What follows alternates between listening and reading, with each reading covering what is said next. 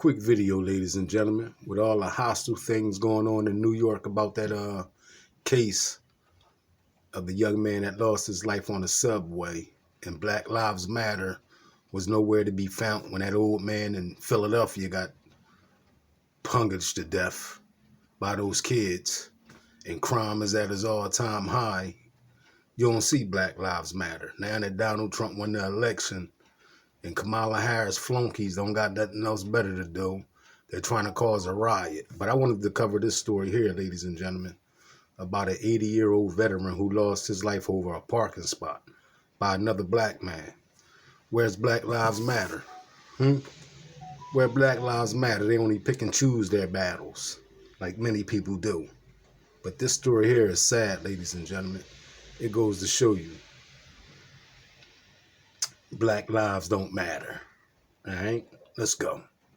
Veteran has died after a brutal attack outside of a grocery store. Investigators first thought 80-year-old Earl Hollins was the victim of a robbery, but soon realized the attack was over a parking spot. Alex Bozarin reports. Because what he done, it wasn't right. It wasn't human. Just after noon on Friday, 80-year-old Earl Hollins beaten down and left unconscious. Investigators say the attack happened in the parking lot of Foodtown on FM 1960. It was later determined Hollins and the 57-year-old suspect, Anthony Boyce, were somewhat acquainted. Someone was saying that he knew the guy because they always be around, meet up at Foodtown. According to investigators, Boyce and Hollins' disagreement was about a simple parking space. Boyce allegedly attacked Hollins and then took off in his truck. And I said, my God, a parking spot? You gonna injure my uncle and finally he's dead and you did all of this because of a parking spot? Alma Hollins Washington says her uncle was brain dead, and last night the family decided to remove him from life support. You took something great from us, something that we would never get over. Uncle Earl, as Hollins Washington likes to call him, was a father, a grandfather, and a military veteran. She says he was a straight shooter and had seen and done many things in life, often making him the most interesting person in the room. He was one of a kind. To know him, you had to love him. He was an easygoing person. He was friendly. Hollins, a person who led with love, according to family, lost his life in an act of such hate. And then it's during the holiday time, too. It's hard. It is really hard. Boyce is currently facing one charge of aggravated assault with serious bodily injury. However, that charge could be upgraded. Police are searching for a group of teenagers who brutally beat and killed a 73-year-old man with a traffic cone. The attack happened last month in North Philadelphia. Eyewitness News reporter Howard Monroe is live outside of police headquarters for us this morning with much more on the search for those teens. Howard. James Lambert's family is still coming to terms with his death. We spoke to his niece, who said that he was like a father to her. Now, this attack, it happened outside of the Martin Luther King Older Adult Center and Stephen Klein Center YMCA on Cecil B. Moore Avenue in North Philly. Security video captured the final moments of Lambert's life. The 73-year-old is surrounded by several teenagers who attacked him from behind with a traffic cone. It happened on June 24th. He died the next day. Police believe the teens are between 13 and 17 years old. Lambert's niece, Tania Stevens, says she couldn't watch the whole video. She says what surprised her the most was how callous it was. Those cones are heavy. They're heavy. And to pick it up, it was a young lady is what I saw, to pick it up with such force and to throw it not once, but twice at a senior citizen's head. And then laugh about it. And laugh, it was a joke. Crazy. It's sickening. It really was.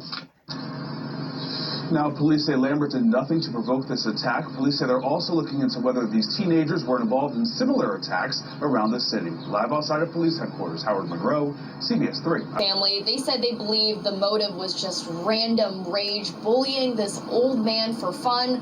But what was first an attack with a traffic cone, well, now it's a homicide investigation because that 73-year-old man has died, and now a 14-year-old boy who turned himself in yesterday, well, he's being charged as an adult for third-degree murder. We also know more details about that night. Sources say James Lambert was walking by the basketball court near Cecil B. Moore Avenue around 2:30 a.m. when he saw the group of kids and asked why they were out so late. That's when police say the kids followed him, first throwing food at him, then two of the kids threw a traffic cone at him, which knocked Lambert to the ground, where he hit his head. Now, police have been looking for all 7 of the children they say were involved in this attack. A few of them have come forward, but they're still looking for 5 of them. The victim's family is hoping that at least those parents will turn their own children in. Live Police Headquarters, Karen Waugh, NBC. Beaten to death with a traffic cone by a group of teens last year is heartbroken. They just found out one of the teens charged with murder is out on bail because a Philadelphia organization helped him out. Kelly, what happened? You mean to tell me BLM bailed these kids out after they killed that man? But yet raising hell in New York over that subway? I don't even call that a killing in New York at the subway. That man was out of control. And he was known for that. We pulled up his record and we got his background. And we're going to get into that next. Well, Jason and Steve, I spoke with the family of the victim, 73-year-old James Lambert Jr. today. They told me they are still processing his senseless death, and hearing this again today just is making them relive this trauma all over again. Now, a spokesperson for the DA's office tells me this is an issue the Commonwealth does plan to address at the next hearing, which is scheduled for Monday. We're living in fear right now. Tanya Stevens says when her daughter informed her on Friday that she saw 14-year-old Richard Jones in North Philadelphia, one of the 2 14-year-olds arrested and charged for the horrific traffic cone beating death of her uncle, 73-year-old James Lambert Jr. back in June, she was certain it wasn't possible. Brushed it off, didn't think anything about it. That's because I know that the ADA would have called me, would have told us, would have put us on notice. Instead, Stevens made a call, only to find out it was true. And I said, well, how long has he been out? No one could tell me that. Wow. I lost it. There's some Philly, All 9 court records show his bail was posted back on November 18th, and that same day the bail was assigned to Movement Alliance Project. The docket says Jones's bail was set for $750,000 when he was first charged with murder. The cash bail system requires 10% to get someone out. It doesn't require a hearing, and it's often kept between the court and the juvenile system with no notification to the DA's office or the victim's family. Wow. Why did they let him out and didn't let the girl out? It was 2 14-year-olds incarcerated pending adult charges for beating a 73-year-old man to death on a school night in the city of Philadelphia in front of, the irony is, in front of the Martin Luther King Center, which stands for justice. And we have no justice. Right now, I feel like the criminals get more advantages than the victims do. Fox 29 stopped by the Movement Alliance Project's listed address in Chinatown, and we were told, quote, our information would be passed along to the appropriate people. Stevens says since the attack, they had harassment and retaliation concerns for her 84-year-old mother, Lambert Jr.'s sister. We're seeing mental help right now because a lot of us are struggling with this because of how tragic it was that he died. Everyone gets off from work. We have to go to my mom's house, sit there for hours and make sure she's all right. Why should we have to live like animals right now? Because the animals are out roaming around. Now, there was some initial confusion about this today, but the Movement Alliance Project is a completely different... Now, if you was riding by and seen that man getting jumped by them kids, what would you did? Would you jump out and help that old man? You see what I'm saying? You understand me? The same situation in New York, how that man was bothering people on the train. Just like these little kids was bothering that old man. Same situation, different state. Would you got out and help that old man when you seen them kids beating him over top of his head with a traffic cones? Or would you kept riding? different organization than Reform Alliance, which was founded by Meek Mill. We also called and emailed the Movement Alliance Project today, and we're still waiting to hear back. I just don't understand how somebody could take advantage of him like that. Elsie Stevens says it's too tough to be stoic as she tries to remember the happier times with her 73-year-old brother, James Lambert. He would always bring me butter and cheese because in our family we always made macaroni and cheese. I'm gonna miss my brother. Even though they were siblings, Elsie raised James like a son after their mother died when she was a teenager. She would go to school, work, and take care of James and their 10 other siblings. As he grew older, he always made an impression with his sharp sense of style. He was an inspiration to the children because they loved the way he'd come in.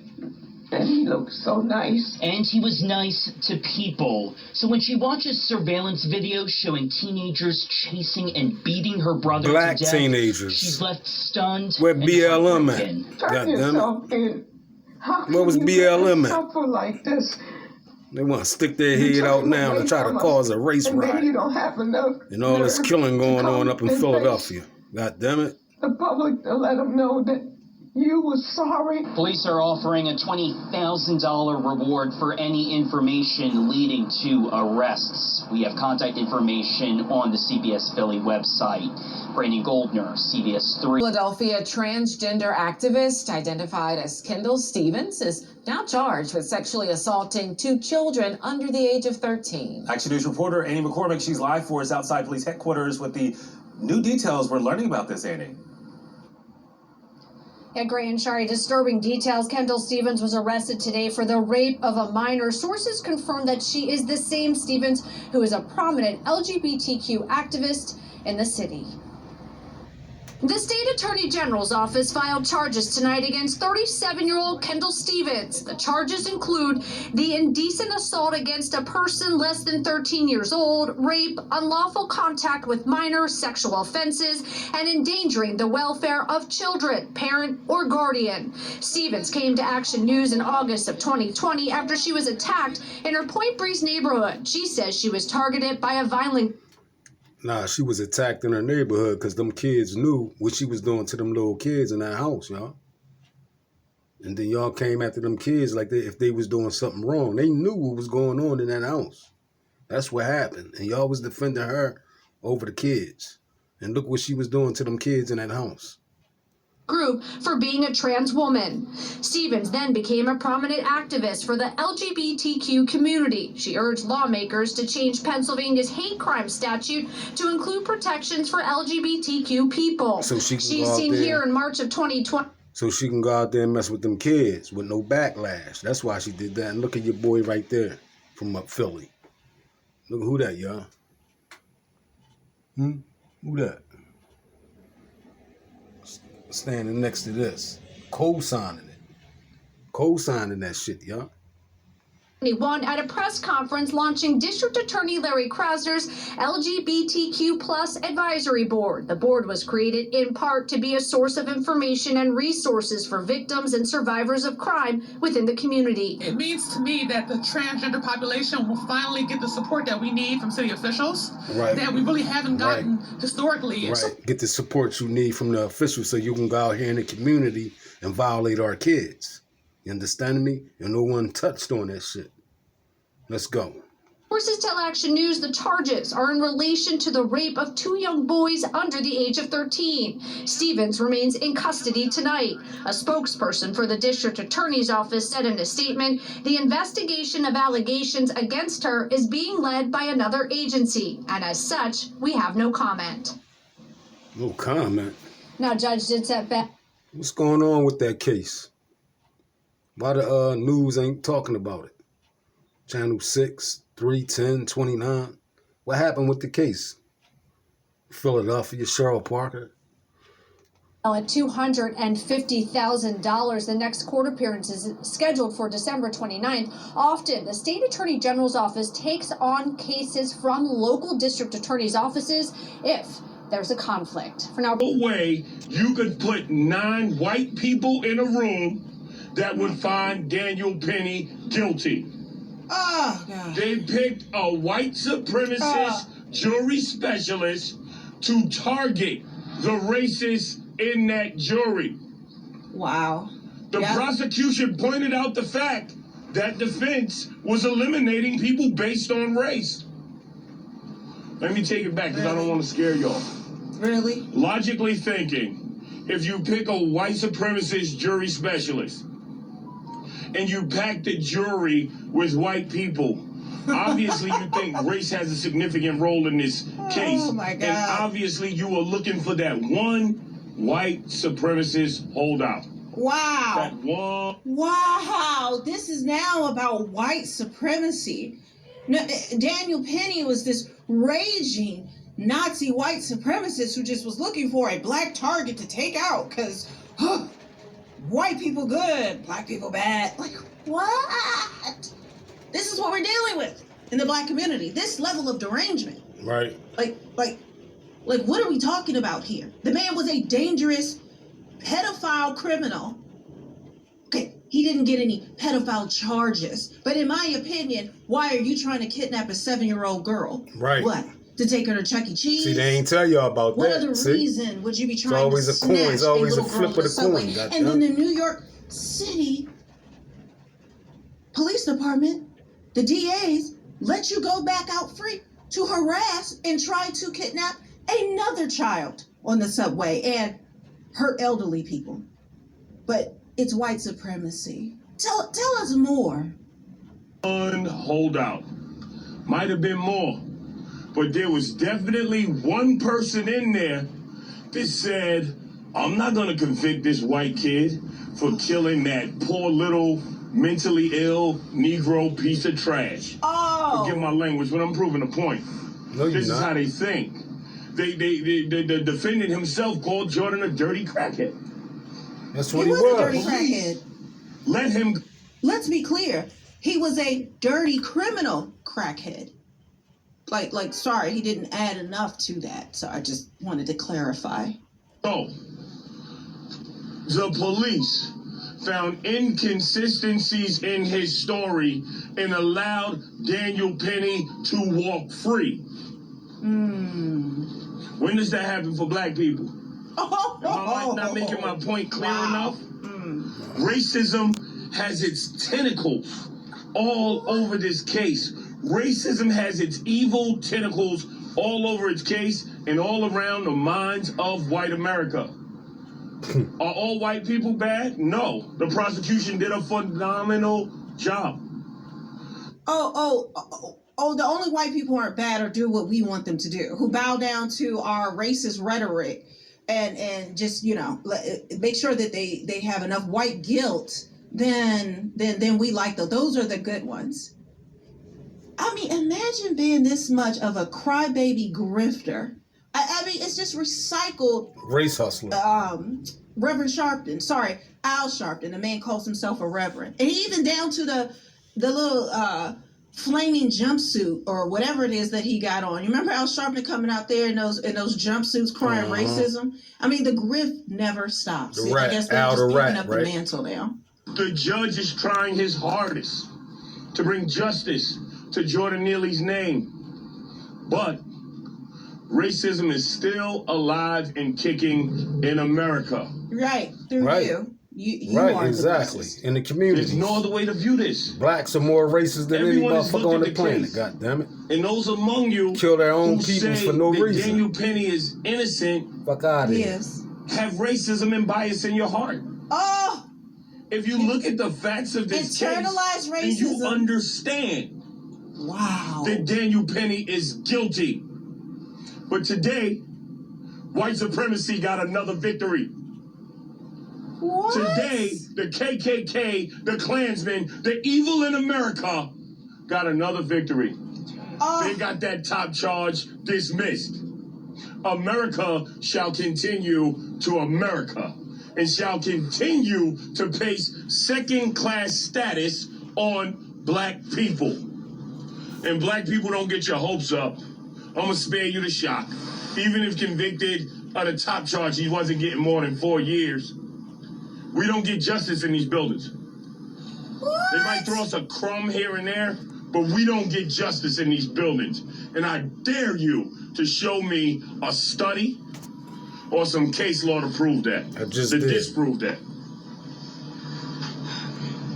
Shavonna Newsom, CHIVONA, NEWSOME. I'm the co-founder of Black Lives Matter Greater New York.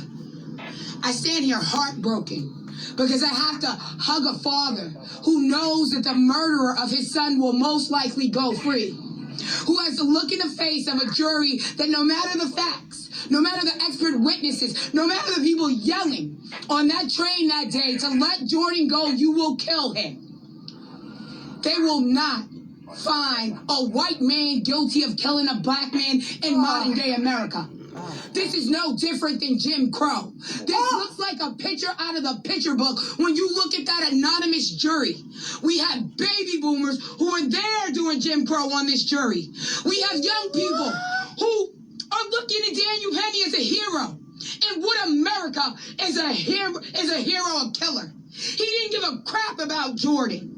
The medical examiner said Jordan turned purple. Yes, black people can turn purple when they're denied. Okay, give me the strength, God. Give me the strength. Did this racist heifer come out her mouth and say... I mean, they are going full in on the grift. I mean, this is laughable. I don't know any black people that are up in arms about this white supremacy case who, Jordan Neely's one of us. Listen, we're not a monolith. He was a crackhead criminal that was no use in society. And I don't care how you feel about it. Like I said, when he tried to touch kids, when you were trying to kidnap a child, it's over. There's nothing you can say. As I've said before, everything Jordan out the Neely window at rest that point. Piss, ma'am. And is there something you want to say about me? I know it's my internalized racism. I want to be white. That's why I'm saying these things. Oxygen. Every lab report showed he died of asphyxiation. And that doesn't matter because they want to spare a white man the penalty of his crimes. America has not changed, and I hate to say it, it may never change. And people who keep asking, are we going to riot? Are we going to protest? Is that what's needed? Do glass have to break? Do cars have to burn for a black man to get justice in America? We get... Okay, is she inciting violence? Yep. Isn't that what they try to say Trump did on January 6th? Even though he didn't. But she's literally calling for them not to protest. She said she was burn out cars and buildings, destroy the community. This is what Black Lives Matter is. This is what they want. It's trying to stir up something, and nobody gives a damn about this case. I don't know what black person is sitting around thinking about it. Listen, this isn't back in 2008, 2018, 2019, 2020 when BLM was on the rise and they could just do this rallying call and cry racism and everybody was going to jump up and riot. Okay? We're past that point. We know the grift. Give it up. It's time to pack it up. The hoax is up, goddammit. We can't show up with peace. We can't show up with facts. We can't show up with evidence and witness after witness. You give us nothing. And then you ask us to love this country. America hates black people, and we see it. Black people hate their self, goddammit. Ow! Wow. Wow, sister. We can't show up with evidence and witness after witness. You give us nothing. And then you ask us to love this country. America hates black people, and we see it from that jury pool. Ow! Wow. Black people hate their self. Wow, Sister Soldier really thinks she said something here. You don't represent black people. You represent yourself. Do not speak for us. We're tired of you ghetto pandering activists claiming that you're fighting for all of us, and it gives the rest of us a bad name. You don't represent us. Right. You want to prop up criminals, pedophiles, degenerates. Those are the people that you see as heroes. not the people out here really working hard and trying to provide and do right and live an upstanding life. No. It's always these are the people that they're falling out for. And why do they do it? You think they really care? No. They're out to profit for themselves. They're out to stir up trouble, to try to make a name for themselves.